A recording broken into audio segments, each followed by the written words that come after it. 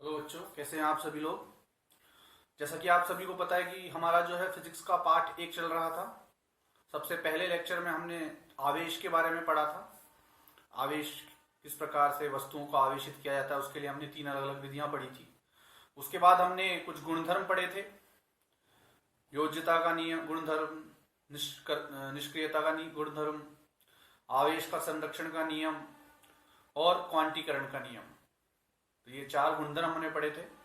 आज जो अब हमारा अगला टॉपिक है, काफी इंपॉर्टेंट टॉपिक है और बोर्ड में भी काफी पूछा जाता है, वो है कूलाम का नियम। तो चलिए कूलाम का नियम समझते हैं। तो कूलाम के नियम को देखिए, परिभाषा के रूप में अगर हम समझें, मान लीजिए कूलाम का नियम परीक्षा में आपसे पूछता है, तो जो परिभाषा आप लिखेंगे आपकी राजस्थान बोर्ड की किताब के पेज नंबर 6 पे जो है ये परिभाषा दी हुई है कूलाम का नियम। तो देखिए कूलाम का नियम परिभाषा के रूप में क्या कहता है। कूलाम का नियम कहता है कि दो स्थिर बिंदु आवेशों के मध्य, अब देखिए यहाँ जो मेन चीजें हैं जो समझने वाली है उन्हें मैं परिभाषा में अंडरलाइन करता जाऊंगा। दो स्थिर बिंदु आवेशों के मध्य, तो बिंदु आवेश यहाँ पे समझना है हमें। बिंदु आवेशों के मध्य कार्य करने वाला आकर्षण अथवा प्रतिआकर्षण बल, आकर्षण अथवा प्रतिआकर्षण बल दोनों आवेशों के परिमाणों के गुणनफल के समानुपाती तथा उनके मध्य की दूरी के वर्ग के व्युत्क्रमानुपाती होता है। यह बल दोनों आवेशों को मिलाने वाली रेखा के अनुदिश कार्यकारी होता है। दोनों आवेशों को मिलाने वाली रेखा के अनुदिश कार्यकारी होता है तथा माध्यम की प्रकृति पर निर्भर करता है। ये एज इट इज जो है आपको डेफिनेशन या जो एज इट इज जो भाषा है, या आपको आपकी राजस्थान बोर्ड की किताब में पेज नंबर 6 पे मिल जाएगी, वहां से आप पढ़ सकते हैं। अब हम क्या करेंगे, इस नियम को छोटे छोटे भागों में तोड़ के समझेंगे। पर देखिए इस नियम को समझने से पहले हम एक इसके जैसा ही एक नियम पहले पढ़ के आए हैं गुरुत्वाकर्षण पाठ में, कक्षा 11 में गुरुत्वाकर्षण बल के बारे में हम पढ़ के आए हैं। तो गुरुत्वाकर्षण बल के बारे में हमने गुरुत्वाकर्षण बल कैसे ज्ञात किया था। देखिए हमने 2 फॉर्मूले पढ़े थे, F बराबर mg या F बराबर g m1 m2 बटे r स्क्वायर। तो पहले हम ये गुरुत्वाकर्षण बल के पार्ट में जो हमने ये जो गुरुत्वाकर्षण बल का फॉर्मूला पढ़ा था, पहले इसको हम समझते हैं, फिर इसकी सहायता से कूलाम के नियम को भी समझने की कोशिश करेंगे।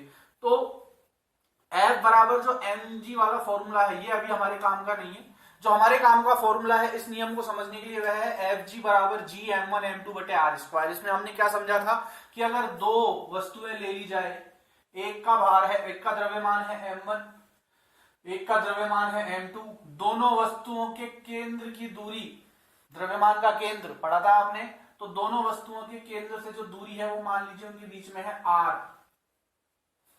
तो आपको पता है गुरुत्वाकर्षण बल में क्या होता है, वस्तुएं एक दूसरे को अपनी ओर आकर्षित करती हैं। तो यह वस्तु इसको या ये वस्तु इसको जिस बल से आकर्षित करेगी वह कौन सा बल होगा, Fg। और वो कैसे ज्ञात किया जाएगा, g दोनों वस्तुओं के द्रव्यमानों का गुणनफल बटे दोनों वस्तुओं के बीच में जो दूरी है, कितनी दूरी है, r, दोनों वस्तुओं के केंद्र के मध्य जो दूरी है r, उसका होल स्क्वायर। तो ये फॉर्मूला हमने गुरुत्वाकर्षण का पढ़ा था 11th क्लास में। अब इसमें भी इस फॉर्मूले में से और इस फॉर्मूले में ये जो हमने फॉर्मूला पढ़ा है और इस नियम में क्या समानता है, इसकी सहायता से इसको कैसे समझा जाएगा।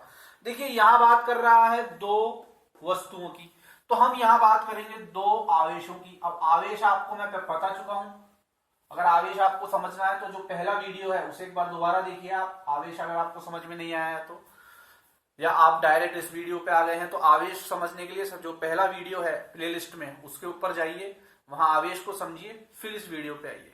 ठीक है, इससे पहले 2 वीडियो करवा चुका हूं मैं।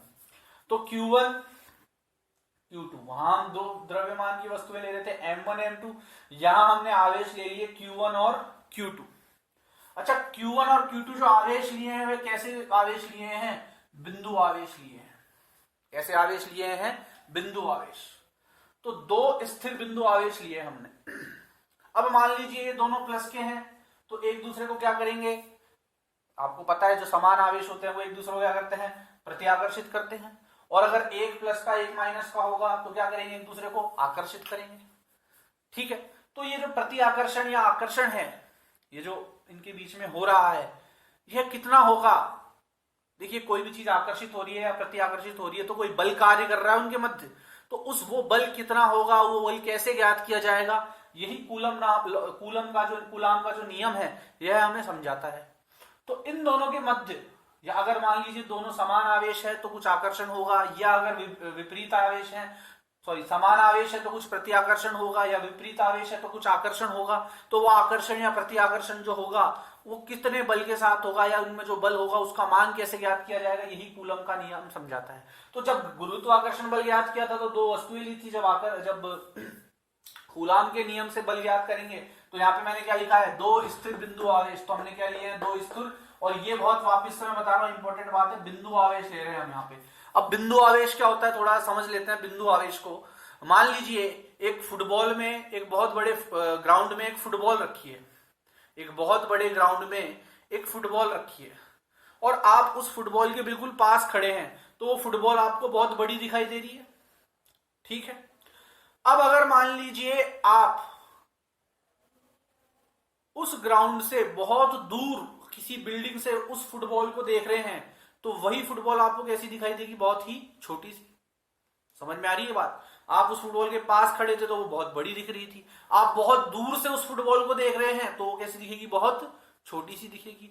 तो बिंदु आवेश से क्या मतलब समझते हैं हम, मान लीजिए कोई वस्तु है, बहुत छोटी सी वस्तु है, बहुत छोटी सी वस्तु है, उसके चारों ओर आवेश है, तो भी क्या है वो बिंदु आवेश या धनावेशित है या ऋण आवेशित है, बहुत छोटा सा आवेश जो होता है। या बहुत बड़ी वस्तु है, अब मान लीजिए दो आवेश हैं, बहुत बड़े बड़े हैं, पर इनके बीच में दूरी बहुत ज्यादा है, तो यह भी किस तरह से कार्य करेंगे, यह भी बिंदु आवेश की तरह ही कार्य करेंगे। ठीक है, तो दिखने में बड़ा या छोटा आवेश या मात्रा में बड़ा या छोटा आवेश नहीं, उनके मध्य दूरी कितनी है, ये इस चीज पे निर्भर करेगा। तो एक तरह से हम कह सकते हैं कि किसके सापेक्ष देख रहे हैं, हम यहां से तारे को देख रहे हैं तो तारा जो है बिल्कुल बिंदु आकार का नजर आ रहा है, पर तारे के पास जाके देखेंगे तो बहुत बड़ा नजर आएगा। तो किसके सापेक्ष देख रहे हैं, यहाँ पे सापेक्षता का नियम कार्य करेगा। जब हम बिंदु आवेश या बिंदु द्रव्यमान की बात करते थे यहाँ पे, या यहाँ बिंदु आवेश की बात कर रहे हैं, तो पृथ्वी के आकार, जब हम पृथ्वी का आकार लेते थे तो पृथ्वी के आकार के हिसाब से या पृथ्वी के द्रव्यमान के संदर्भ में तो कोई वस्तु जो है बहुत छोटी सी होती है, बिंदु आकार की होती है।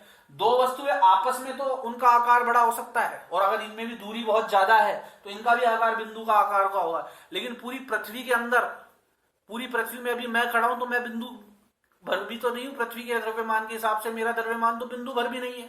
समझ में आ रही है बात। तो ये जो बिंदु आवेश है इसका मतलब क्या है, बहुत छोटा सा आवेश। अब वो छोटा सा जरूरी नहीं है आकार में छोटा सा हो, आकार में बड़ा हो सकता है, पर इनके बीच की या जो जिसके सापेक्ष बात की जा रही है उसकी और इसके बीच की दूरी जो है वो क्या है, बहुत ही ज्यादा है। समझ में आ गई बात।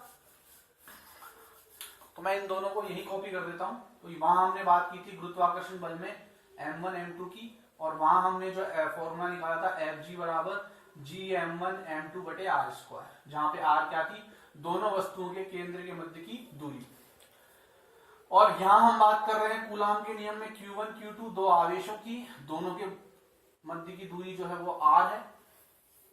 तो जब दो स्थिर बिंदु आवेशों के मध्य कार्य करने वाला आकर्षण अथवा प्रतिआकर्षण बल, अब अभी मैंने आपको समझाया कि भाई मान लो ये दोनों आवेश अगर समान आवेश हैं, या दोनों प्लस के हैं या दोनों माइनस के हैं, तो प्रतिआकर्षण बल कार्य करेगा, और एक प्लस का और एक माइनस का है तो आकर्षण बल कार्य करेगा। ठीक है, तो दो स्थिर बिंदु आवेशों के मध्य कार्य करने वाला आकर्षण अथवा प्रतिआकर्षण बल दोनों आवेशों के परिमाणों के गुणनफल के समानुपाती, दोनों जो आवेश हैं उनके गुणनफल के समानुपाती। तो मान लीजिए एक बार के लिए मैं मान लेता हूं कि ये एक प्लस चार्ज है और ये भी एक प्लस चार्ज है। ध्यान से सुनिएगा, ये भी एक प्लस चार्ज है और ये भी एक प्लस चार्ज है। ठीक है, तो इनके मध्य क्या होगा, इनके मध्य प्रतिआकर्षण बल कार्य करेगा। क्या कार्य करेगा, प्रतिआकर्षण बल। तो मान लीजिए प्रतिआकर्षण बल जो है वो मैं यहां मान लेता हूं F। इन दोनों के मध्य जो बल प्रतिआकर्षण बल कार्य करेगा, क्योंकि दोनों समान है ना इस वजह से, तो प्रतिआकर्षण बल जो कार्य करेगा वो मैं मान लेता हूं F। जैसे यहां मैं Fg मानता था, मैंने F मान लिया। तो प्रतिआकर्षण बल क्या होता है? परिणामों के गुणनफल के समानुपाती, आवेशों के परिमाणों के गुणनफल के समानुपाती। तो ये आवेश जो है, आपको पता है आवेश जो है वो अदिश राशि है, पिछले लेक्चर में बताया था मैंने आपको। तो इनका जो परिमाणाम होगा वो क्या होगा? Q1 into Q2। तो दोनों आवेशों के परिमाणों के गुणनफल के समानुपाती हो गया, तथा उनके मध्य दूरी के वर्ग के व्युत्क्रमानुपाती होगा। और इन दोनों के बीच की जो दूरी है कितनी है? r, उसके वर्ग के व्युत्क्रमानुपाती होगा। तो व्युत्क्रमानुपाती दिखाने के लिए या इनवर्सली प्रोपोर्शनल दिखाने के लिए मैंने नीचे r² लगा दिया। समझ में आ रही है बात आपको? तो जो दोनों के मध्य प्रति आकर्षण, ध्यान रखना ये प्रति आकर्षण नहीं है, कुछ भी हो सकता है, प्रति आकर्षण भी हो सकता है, आकर्षण करने वाली भी हो सकता है, वो चार्ज पे डिपेंड करेगा कि चार्ज आप दोनों प्लस दोनों माइनस ले रहे हो या 1 प्लस 1 माइनस ले रहे हो। ठीक है, तो दोनों आवेशों के परिमाणों के गुणनफल के तो समानुपाती और दोनों के मध्य जो दूरी है उसके व्युत्क्रमानुपाती होता है। अब ये जो व्युत्क्रमानुपाती है, देखिए इसको एक बार पूरे पहले फॉर्मूले को अपन कंप्लीट कर लेते हैं। व्युत्क्रमानुपाती होता है यह बल दोनों आवेशों को मिलाने वाली रेखा के अनुदिश कार्यकारी होता है। चलिए पहले एक बार इन दोनों फॉर्मूलों को मिला के हम क्या लिख सकते हैं कि F जो है वो दोनों आवेशों के तो गुणनफल के क्या होता है? अनुक्रमानुपाती, और उन दोनों के मध्य दूरी के क्या होता है? व्युत्क्रमानुपाती। अब आपको पता है ये समानुपाती का चिन्ह हटता है तो एक कांस्टेंट लगाते हैं, एक नियतांक लगता है समानुपाती का नियतांक। तो वो यहाँ पे कौन सा होगा? K। कौन सा कांस्टेंट लगेगा यहाँ पे? K कांस्टेंट लगेगा। और मैं देख लेता हूं एक बार आपकी पुस्तक में बड़ा नहीं छोटे K से दर्शाया गया है इसको। तो छोटा K यहाँ पे कांस्टेंट लगेगा Q1 Q2 बटे r²। ठीक है, तो समानुपातिका का चिन्ह हटेगा तो एक कांस्टेंट लगा दिया हमने K। अब ये कह रहा है कि जो दोनों, यह जो बल है यह दोनों आवेशों को मिलाने वाली रेखा के अनुदिश कार्यकारी होता है। तो ये जो बल हमने ज्ञात किया इन दोनों के मध्य, ये कौन सी दिशा में कार्यकारी होगा? भाई बल तो सदिश राशि है, बल को तो परिमाण भी चाहिए, तो परिमाण तो हमने ही ज्ञात कर लिया, पर दिशा क्या होगी? दिशा भी तो ज्ञात करेंगे। तो दिशा कैसे ज्ञात करेंगे? तो मान लो ये इसको धक्का दे रहा है इस तरफ, प्रति आकर्षण हो रहा है, ये इसको धक्का दे रहा है इस तरफ। तो अब ये इसको धक्का दे रहा है तो बल कौन सी दिशा में लग रहा है? ये वस्तु कौन, ये जो चार्ज है, ये जो आवेश है कौन सी दिशा में जाएगा? ये इधर जाएगा, इधर जाएगा, इधर जाएगा, इधर जाएगा, या इसी लाइन में आगे जाएगा। तो ये क्या कह रहा है कि यह बल दोनों आवेशों को मिलाने वाली रेखा की ही अनुदिश कार्य होता है, मतलब इसी रेखा में कार्य करेगा, ये इसी रेखा में कार्य करेगा, इधर उधर नहीं जाएगा। तो इसी रेखा के जो दोनों आवेश हैं उनको मिलाने वाली रेखा के ही अनुदिश क्या करता है? ये कार्य करता है। तो बल की दिशा क्या होगी यहाँ पे? जो दोनों आवेश है उनको मिलाने वाली रेखा, क्योंकि बल क्या है? एक सदिश राशि है, दिशा की भी जरूरत पड़ेगी हमें। समझ में आ गई बात? तो कुल मिला के ये जो है एक तरह से हमारा क्या है? अच्छा एक चीज और है इसमें, तथा माध्यम की प्रकृति पर निर्भर करता है। कौन? ये बल। अब बल माध्यम की प्रकृति पर निर्भर क्यों करता है? क्योंकि ये F में K Q1 Q2 बटे r² में जो K है ये दरअसल खुद माध्यम की प्रकृति पर निर्भर करता है कि आपने कौन सा माध्यम लिया है। K का मान उसके हिसाब से ज्ञात किया जाता है। ठीक है, K का मान किस पे निर्भर करेगा? कि आपने कौन सा माध्यम लिया है, और K का मान अलग आएगा तो K का मान यहां रखोगे तो F का मान भी अलग आएगा अलग अलग माध्यमों के लिए, क्योंकि K माध्यम पर निर्भर करता है। K किस पर निर्भर करता है? माध्यम पर। माध्यम पर निर्भर करता है कौन? K, जो हमारा नियतांक है। तो K माध्यम पर निर्भर करता है तो अलग अलग माध्यमों के लिए K का मान अलग अलग होगा, और इसी वजह से F का मान भी अलग अलग होगा। तो इसने इसलिए कहा है कि ये जो बल है ये दोनों आवेशों को मिलाने वाली रेखा के तो अनुदिश कार्यकारी होता है तथा माध्यम की प्रकृति पर निर्भर करता है। बात आ गई समझ में आपको? माध्यम की प्रकृति पर निर्भर क्यों करता है? क्योंकि इसमें जो कांस्टेंट है K, ये एक्चुअल में माध्यम की प्रकृति पर निर्भर करता है, क्योंकि देखिए ये नियतांक है, इसका मान निश्चित होगा। कैसे पता लगेगा इसका मान क्या है? ये आवेश जो है वो कौन से माध्यम में रखे हुए हैं? जल में रखे हुए हैं, तेल में रखे हुए हैं, कांच में रखे हुए हैं, कहाँ रखे हुए हैं? कौन सी माध्यम की बात कर रहे हैं हम? निर्वात में रखे हुए हैं, वायु में रखे हुए हैं। तो कौन से माध्यम में रखे हुए हैं उस माध्यम के हिसाब से इस K का मान आएगा, और उस K के हिसाब से इस F का मान आएगा। तो ये पूरा कूलाम का नियम है। एक बार दोबारा इसको देख लेते हैं हम कि देखिए, तो ये जो नियम है कहीं ना कहीं इससे मिलता जुलता है। ये जो नियम है ये कहीं ना कहीं इससे मिलता जुलता है, तो इस वजह से मैंने आपको पहले ये नियम समझाया था। अब इसमें और इसमें थोड़े बहुत अंतर हैं। क्या अंतर है? ये जो जी है ये माध्यम माध्यम पे निर्भर नहीं करता है, ये ग्रेविटेशन, ये यूनिवर्सल कांस्टेंट है, सार्वभौमिक नियतांक है ये इसका मान कहीं भी चले जाओ आप, पूरे यूनिवर्स में, पूरे ब्रह्मांड में कहीं भी चले जाओ, इसका मान फिक्स रहेगा, ठीक है।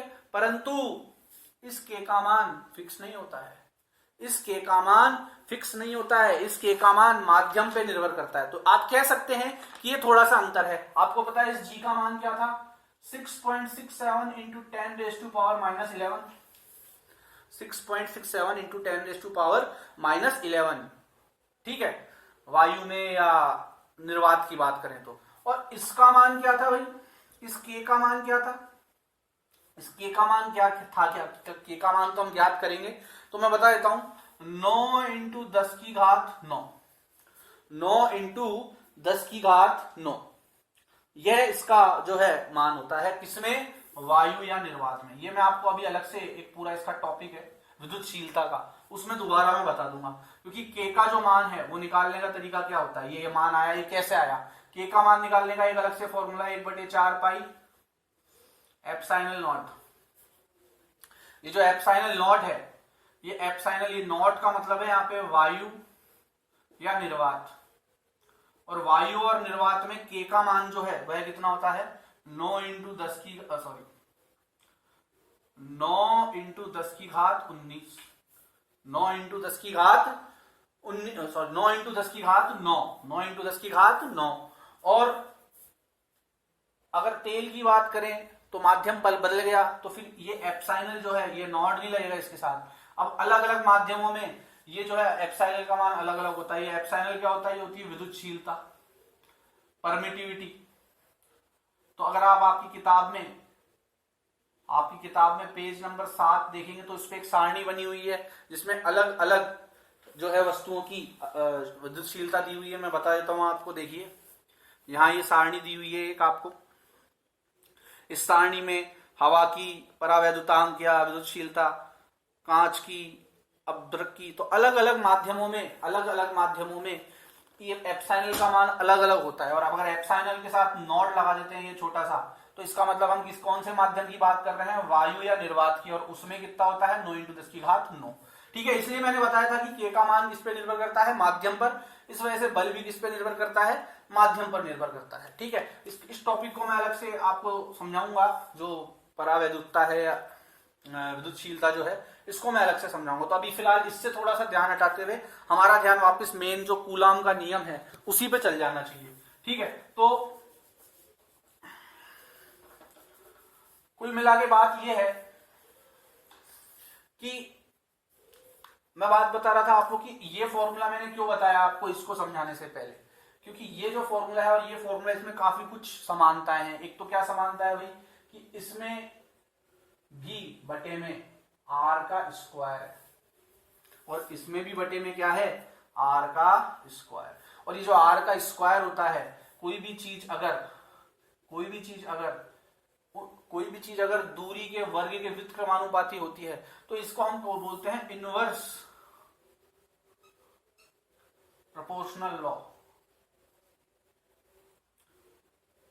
और हिंदी में इसको बोलते हैं व्युत्क्रम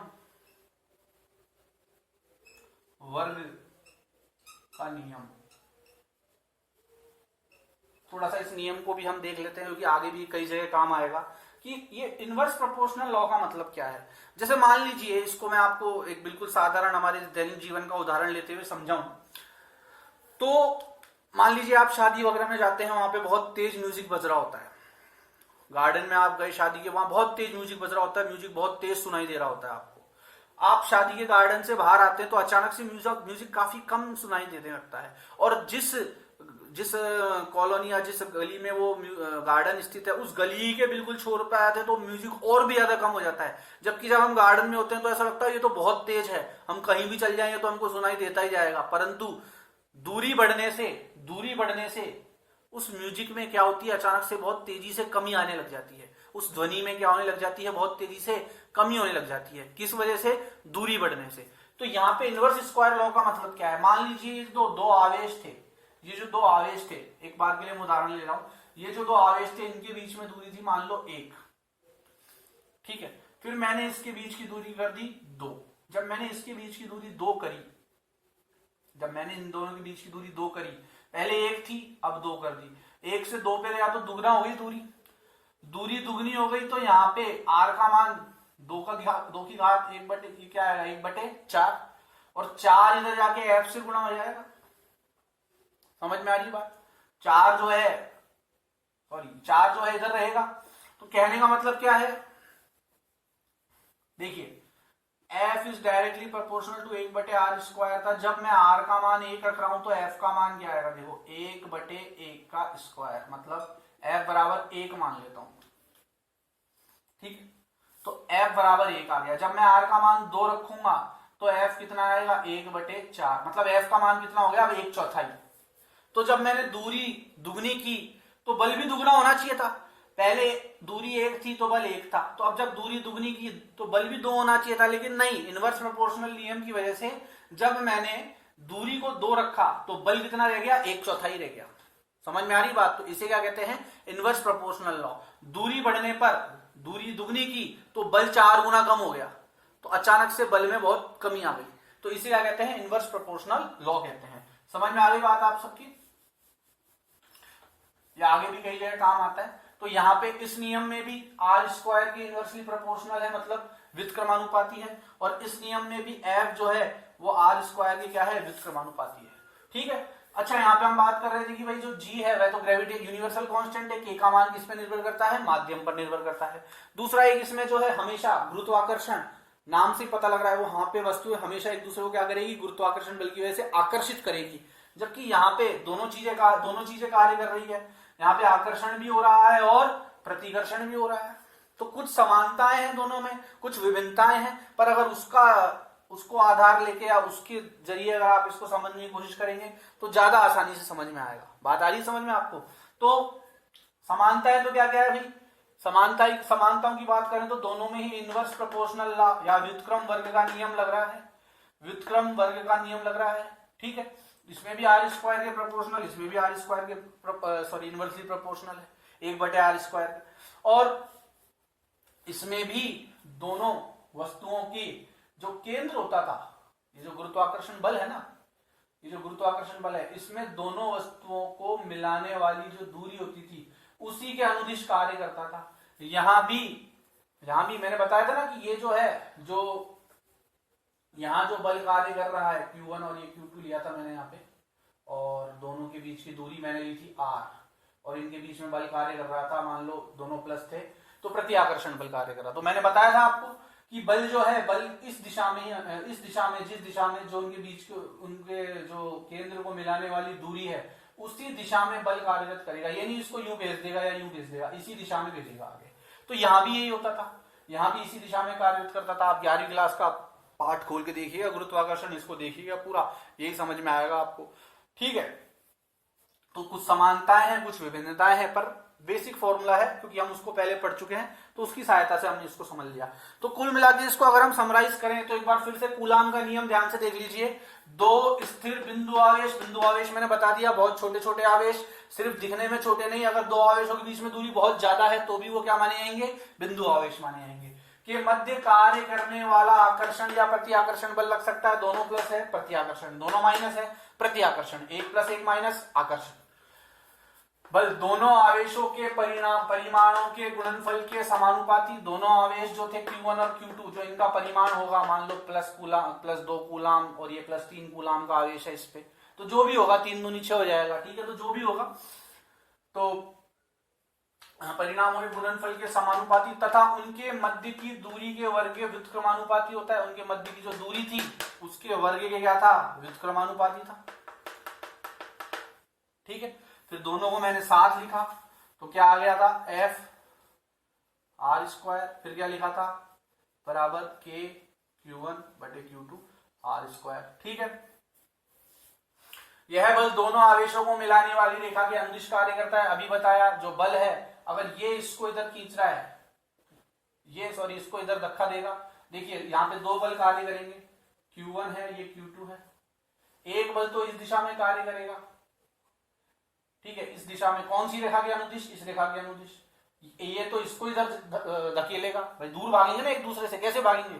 ये तो इसको इधर धक्का देगा, ये इसको इधर धक्का देगा, तो दो बल कार्य करेंगे अलग अलग, मतलब दिशा में अलग अलग। परिमाण समान होगा दोनों का, जितना बल ये इस पे लगाएगा उतना ही बल ये इस पे प्रति आकर्षण का लगाएगा, लेकिन दिशा विपरीत हो जाएगी। ये इधर लगाएगा और ये इधर लगाएगा, पर दिशा आपस में इनकी विपरीत होगी। पर जो रेखा होगी वो कौन सी होगी? सीधी रेखा, जो इनको मिलाने वाली है। ये नहीं ये इसको यूं तिरछा पे फेंक देगा, या ये इसको उठा के यूं तिरछा फेंक देगा, या कहीं और फेंक देगा, इसी दिशा में। समझ में आ गई बात कि अनुदिश कार्यकारी है तथा माध्यम की प्रकृति पर निर्भर करता है। अभी अभी मैंने बताया कि जो K है, जो K का मैंने आपको मान बताया था 1/4 पाई एप्सिलॉन नॉट। इसमें एप्सिलॉन नॉट जो है वो क्या कहलाती है? विद्युतशीलता। किसकी? कौन से माध्यम में? कौन से माध्यम में? वायु में एक तो, और एक वैक्यूम में, मतलब निर्वात में। उसमें एप्सिलॉन नॉट का मान मैंने आपको बताया था, कितना बताया था? 9 × 10⁹। 9 × 10⁹।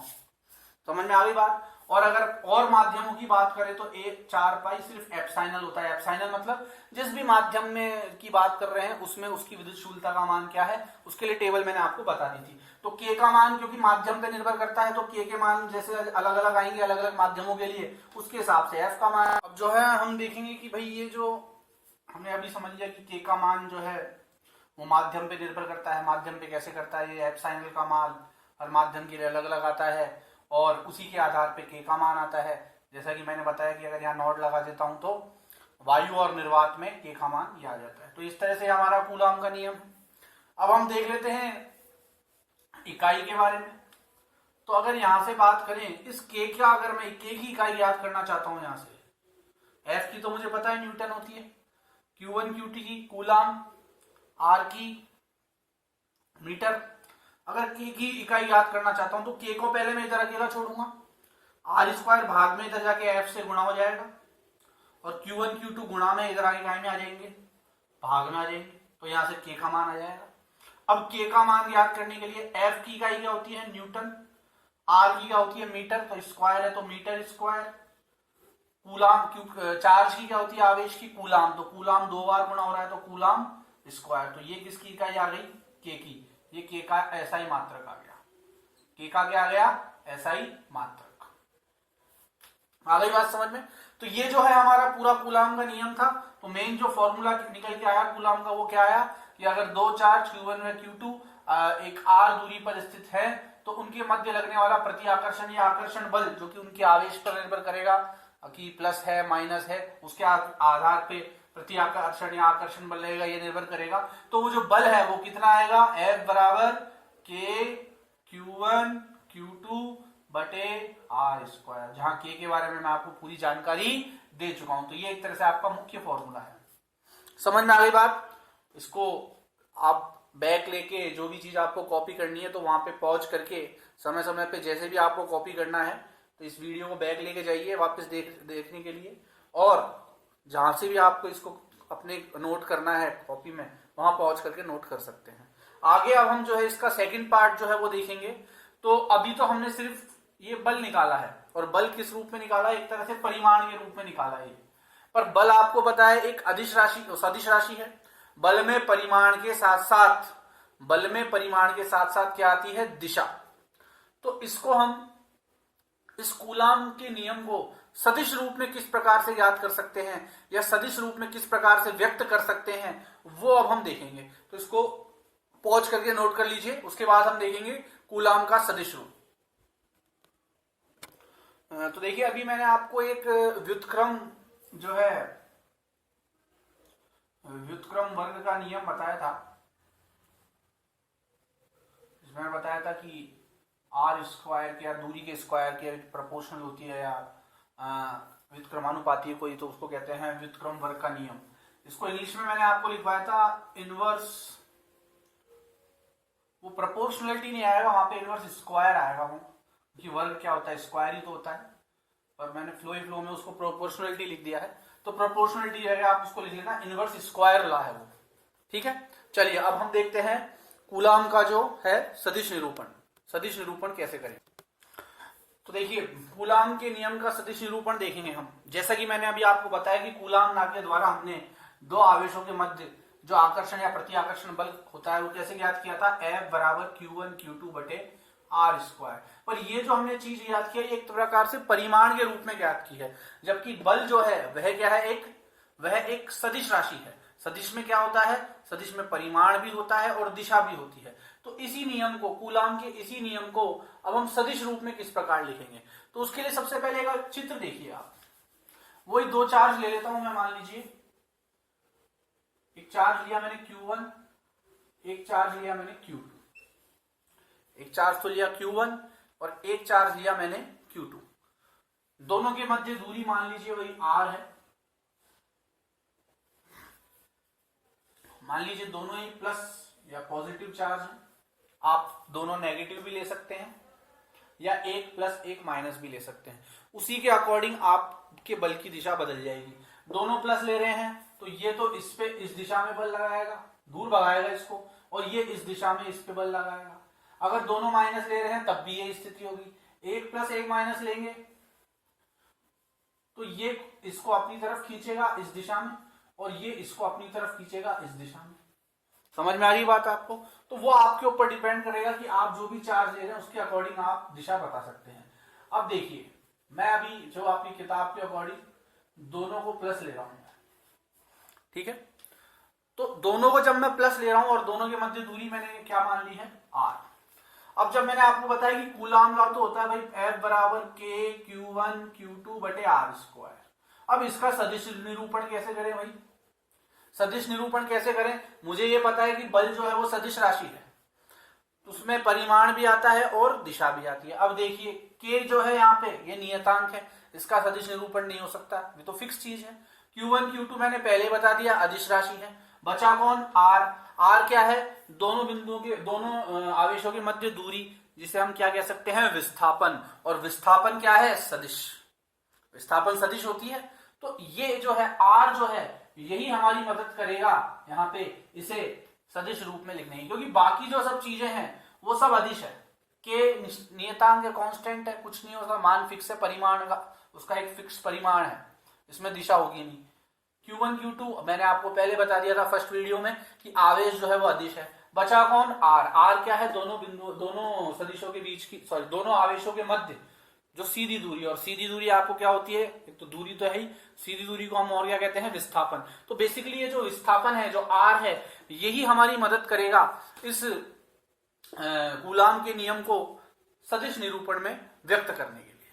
ठीक है, तो देखिए कैसे करेंगे इसको।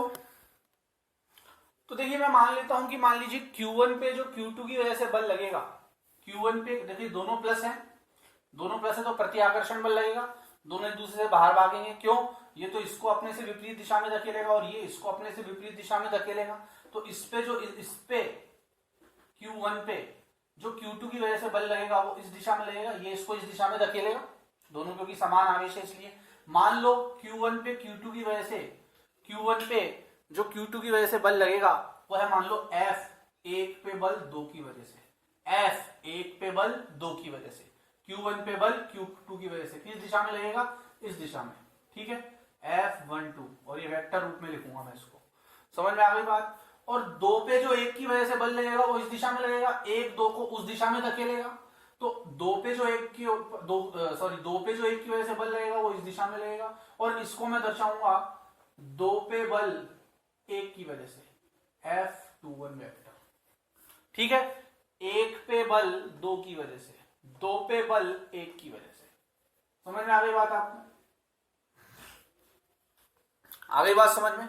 ठीक है, अब इसमें अब हम आगे क्या करेंगे देखिए। ये तो बात आ गई बल की। ठीक है, अब मान लो मैं F21 निकाल लेता हूं यहां पे कूलाम के नियम से।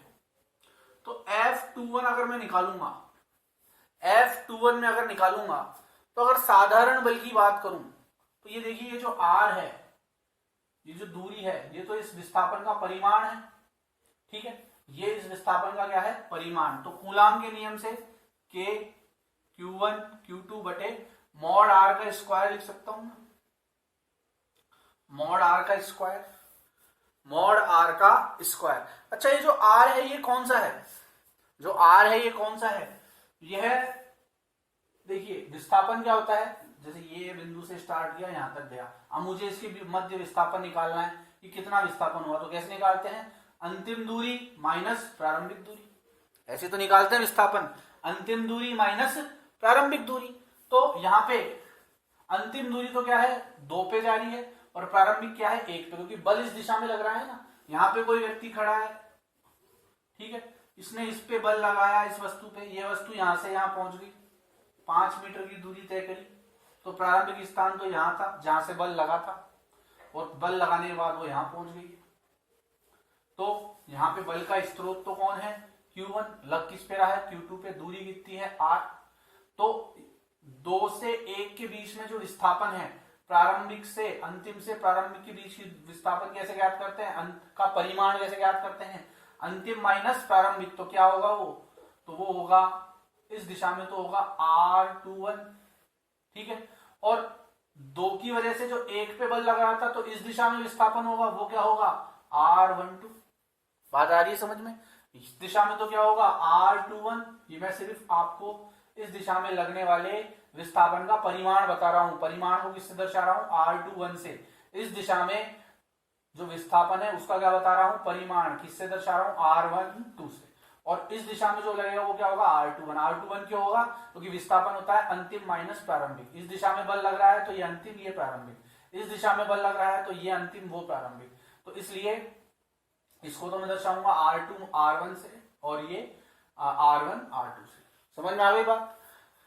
तो R12 से तो इस दिशा में जो दूरी है विस्थापन है, और R21 से उस दिशा में, हालांकि ये दोनों बराबर हैं, इनका परिमाण तो समान है, जो R21 है वही तो R12 है, दूरी तो वही है, परंतु दिशा अलग अलग है, विस्थापन की दिशा अलग अलग है, क्योंकि विस्थापन क्या है एक सदिश राशि, तो इस विस्थापन की दिशा वो है और उस विस्थापन की दिशा ये है। तो मैं कह सकता हूं कि R21 और R12 तो आपस में समान है, मतलब इनके परिमाण तो समान है, पर अगर मैं दिशा की बात करूं तो इनकी दिशा विपरीत है, तो विपरीत दिशा के लिए आपको पता है अपन क्या लगा देते हैं, माइनस का चिन्ह लगा देते हैं, क्या लगा देते हैं, माइनस का चिन्ह लगा देते हैं। समझ में आ गई बात। चलिए, तो यहां पे दरअसल मैं जो लिखूंगा कि 2 पे जो 1 की वजह से बल लगेगा F21, तो कूलाम के नियम के हिसाब से क्या लगेगा, K Q1 Q2 बटे R। अब ये दूरी विस्थापन का परिमाण कौन सा ले रहा हूं, इसमें 2 पे 1 की वजह से ले रहा हूं ना बल में, तो 2 पे जो 1 की वजह से बल लग रहा है तो ये अंतिम हो गया, ये प्रारंभिक, तो R21 लेंगे अपन, इनके बीच का विस्थापन या इनके बीच की दूरी क्या लेंगे R21, तो R21 का के मॉड का होल स्क्वायर, R स्क्वायर की जगह क्या आ जाएगा R21 के मॉड का होल स्क्वायर। बात आ गई समझ में आप सभी के। अब देखिए, अब मुझे इसके अंदर, ये तो अभी भी अदिश रूप ही चल रहा है, अभी भी मेरे पास परिमाण ही है, इस फॉर्मूले में भी परिमाण था, यहाँ भी ये अदिश राशि है, इसका परिमाण ही आएगा, और इसको मोड में लिखा है तो अभी भी इसका परिमाण ही तो है, तो अभी भी बल जो है वो सदिश रूप में नहीं आया है। सदिश रूप में बदलने के लिए अब क्या करना पड़ेगा मुझे, देखिए इसका, देखो आपको पता है दिशा दर्शाने के लिए अपन यूनिट वेक्टर, मतलब कि एकिक सदिश ले लेते हैं, एकिक सदिश ले लेते हैं ना, यूनिट वेक्टर। तो यहां भी हम क्या लेंगे, हम यूनिट वेक्टर लेंगे, क्या लेंगे, यूनिट वेक्टर लेंगे। तो देखिए कैसे लेंगे यूनिट वेक्टर, देखिए तो दिशा दर्शाने के लिए हम यहां पे क्या ले लेंगे, R21 का यूनिट वेक्टर ले लेंगे। आपको पता है यूनिट वेक्टर किसको दर्शाता है, दिशा को, ठीक है। तो R21 का परिमाण तो ये ले लिया, और जो यूनिट वेक्टर है एक सदिश है दिशा के लिए वो ये लिया, परिमाण ये रहा, दिशा ये ली।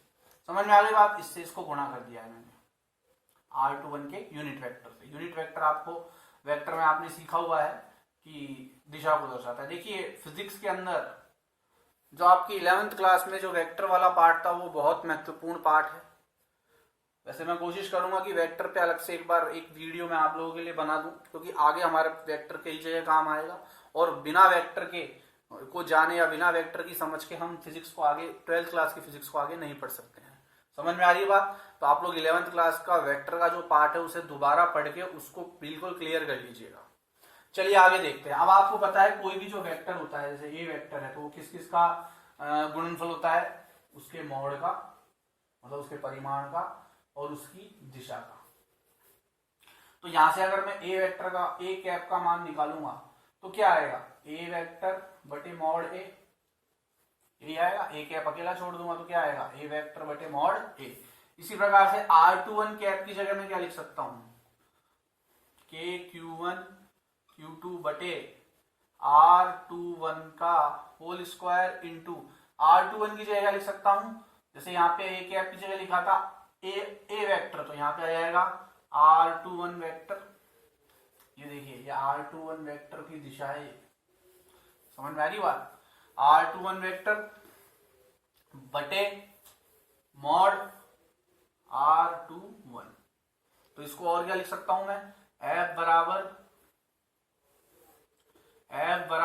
के Q1 बटे Q2 बटे मॉड R21 का स्क्वायर, मॉड R21 का स्क्वायर इंटू मॉड R21, तो दोनों ही परिमाण है, तो ये हो जाएगा मॉड R21 का होल क्यूब इंटू R21 का R21 वेक्टर या वेक्टर R21। बात आ गई समझ में आपको, ठीक है। तो ये एक तरह से हम कह सकते हैं कि अब हमने बल जो है या कूलाम के नियम का क्या कर दिया है, सदिश निरूपण कर दिया। ये एक तरह से इसका क्या है, सदिश निरूपण। हालांकि इसको और क्या लिख सकते हैं हम, तो इसको जो है हम ये लिख सकते हैं कि भाई ये जो है F बराबर के Q1 Q2 बटे, देखिए जो R12 है, जो R12 है, ये R21, ये मैंने क्या बताया, विस्थापन था। विस्थापन मतलब अंतिम दूरी माइनस प्रारंभिक दूरी, अंतिम दूरी माइनस प्रारंभिक दूरी। तो R21 को मैं लिख सकता हूं मॉड R2 माइनस R1 का होल क्यूब, अंतिम R2 माइनस R1 प्रारंभिक मान ली मैंने इसकी, समझ में आ गई बात, ठीक है। ये अंतिम बिंदु माइनस प्रारंभिक बिंदु R21 इंटू ये जो R21 पे वेक्टर लगाता है इसको मैं लिख सकता हूं R2 vector minus R1 vector. बात आ गई समझ में। तो ये किसका मान आ गया, F का मान आ गया है। किसका मान आ गया है, F का मान आ चुका है, ठीक है।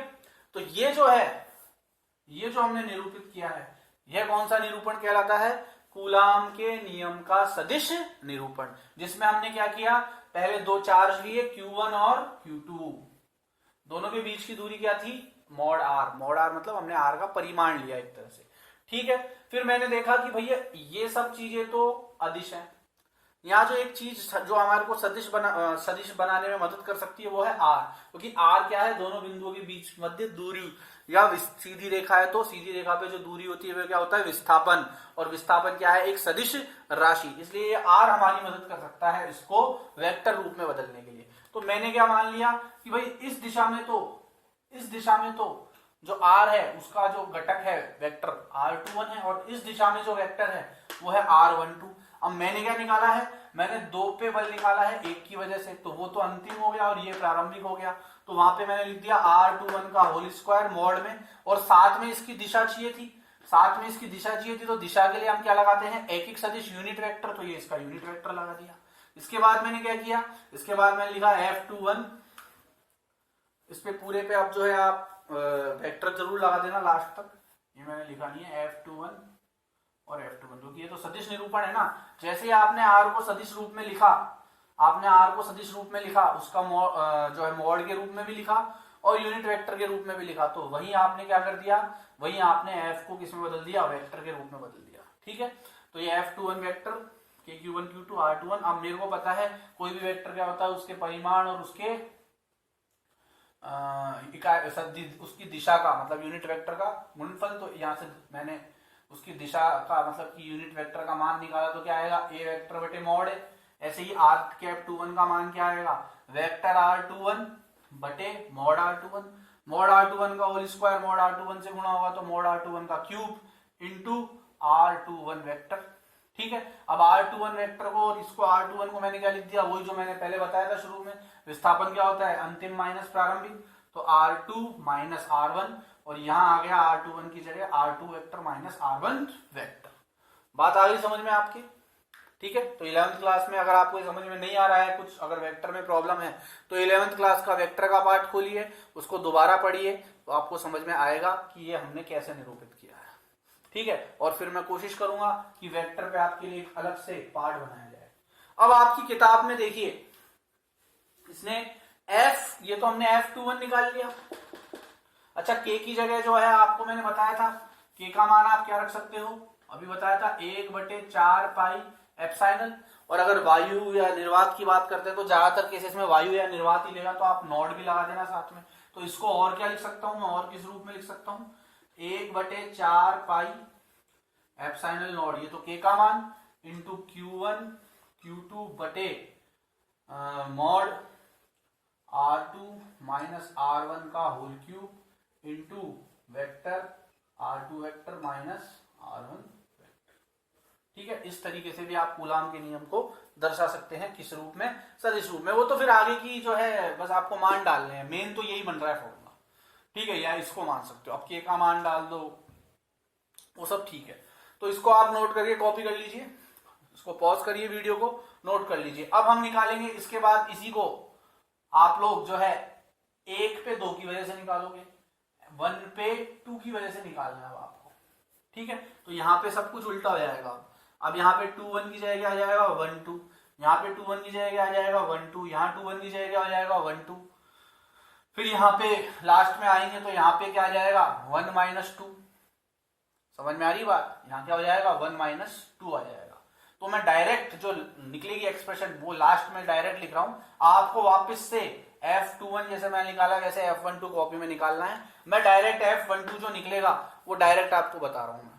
ठीक है। नोट कर लीजिए इसको पॉज करके।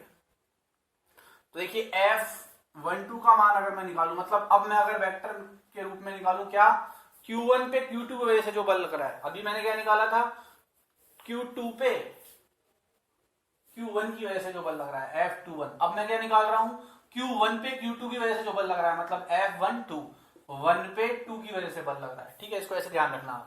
तो F12 कैसे आएगा, बाकी पूरी वही गणित रहेगी, 1/4 पाई, मैं डायरेक्ट एक्सप्रेशन निकलाऊं, आप पूरा इसको डिराइव कर लेना इसी तरीके से। ठीक है। 1/4 pi epsilon not into Q1 Q2 बटे, यहाँ R2 माइनस R1 की जगह क्या हो जाएगा, R1 माइनस R2 का whole cube into R2 minus R1 vector की जगह क्या जाएगा, R1 vector minus R2 vector. ठीक। तो देखो मैंने आपको शुरू में बताया था, अभी जब मैं आपको समझा रहा था कूलाम का नियम, कि भाई ये इस पे उतना ही बल लगाएगा जितना ये इस पे लगाएगा, बस दिशा विपरीत होगी।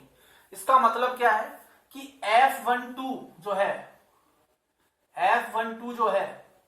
F12 का मॉड किसके बराबर होगा, F21 के मॉड के। मॉड में क्यों लिख रहा हूं मैं इसको, मॉड में क्यों लिख रहा हूं, मतलब इनका परिमाण, इनका जो परिमाण है वो समान होगा, इनका परिमाण तो क्या होगा, समान, परंतु दिशा विपरीत होगी। तो मॉड हटा के मैं लिख देता हूं कि ये F12 जो है वो किसके बराबर हो जाएगा, माइनस F21 के। या आप इसको ऐसे भी लिख सकते हैं कि F21 जो है वो किसके बराबर आएगा, माइनस F12 के। मतलब माइनस का मतलब क्या दर्शा रहा है यहाँ पे, माइनस का चिन्ह, कि इनकी दिशा विपरीत है। ठीक है। ये प्लस में है तो ये माइनस में है, या ये माइनस में है तो ये प्लस में है। बात आ गई समझ में। बाकी इनका परिमाण समान रहेगा। ये इस पे अगर 5 न्यूटन का बल लगाएगा तो ये भी इस पे 5 न्यूटन का ही बल लगाएगा, परंतु दिशा विपरीत होगी, एक प्लस में होगा और एक माइनस में होगा। ठीक है। तो ये F12 का मान आ गया था हमारे पास, ये F12 का मान आ गया। अब ये कैसे आएगा, शुरू से वापस यही आपको करना है। आ गई बात समझ में। बाकी इसकी स्टार्टिंग कैसे करनी है, Q1 Q2 दो मान लिए, फिर उनके बीच में उनके जो है दो दिशाओं में R जो सदिश लिए, R1 और R2। तो ये सब लैंग्वेज आपको किताब में दिख जाएगी, किताब को पढ़िए, उसकी स्टार्टिंग को पढ़िए, कूलाम के नियम के जो सदिश निरूपण है उसको, उसकी लैंग्वेज को पढ़िए और फिर अपनी भाषा में उसका नोट्स बनाइए। नोट्स बनाने के बाद जो मैंने चीज समझाई है इसको उन नोट्स में अपने हिसाब से ऐड कीजिए, तब कहीं जाके आपको बोर्ड में आप उत्तर लिखने के लिए तैयार हो पाओगे। ठीक है। अपनी खुद की लैंग्वेज में उत्तर को लिखना बहुत महत्वपूर्ण है। वहां आ गया कूलाम के नियम का सदिश निरूपण कीजिए, तो आपको लैंग्वेज बनाना आना चाहिए। ठीक है। तो इसलिए आप किताब पढ़िए, किताब में किस प्रकार से स्टार्टिंग लैंग्वेज दी हुई है उसको पूरे को देखिए, उसको लिखिए। उसके बाद मैंने जो समझाया, मेन पर्पज है यहाँ समझना। ठीक है। ये चीज हमारे दिमाग में बैठ जानी चाहिए। ठीक है, कि इसको रटने की जरूरत नहीं पड़े। कुछ चीजें रटने की होती है, कुछ चीजें सिर्फ समझने की होती है। ठीक है, तो आप लोगों को जो लैंग्वेज है उसको आप देख के अपने हिसाब से लिख लीजिए और फिर इसको सेट कीजिए उसके अंदर। ठीक है, इसके बाद हम जो है आगे का टॉपिक देखेंगे, और तब तक आप इसको रिवाइज कीजिए और इसको पढ़ते रहिए।